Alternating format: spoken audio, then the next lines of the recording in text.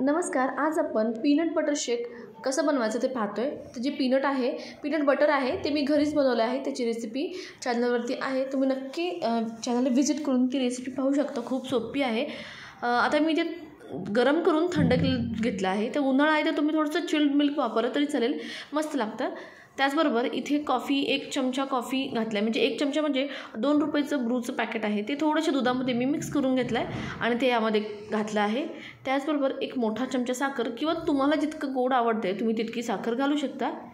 आणि आता हे पीनट बटर, तर हे क्रंचीवालं नाही आहे, तर सॉफ्ट असं मी हे पीनट बटर बनवलेलं आहे, एकदम स्मूथवाला.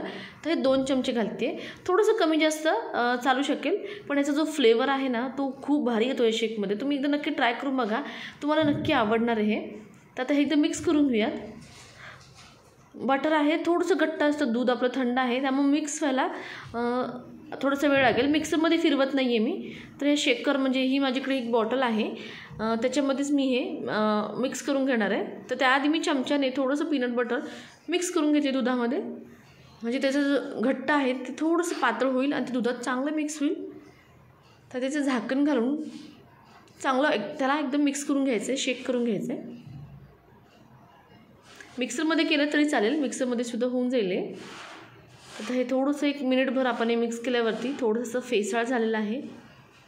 बघताना एकदम टेम्पटिंग वाटतं आहे. तर हे तर ग्लासमध्ये सर्व करूयात.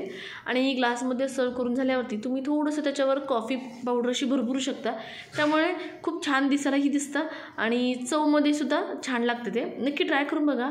चॅनलला नक्की सबस्क्राईब करा, व्हिडिओ लाईक करा. थँक्यू.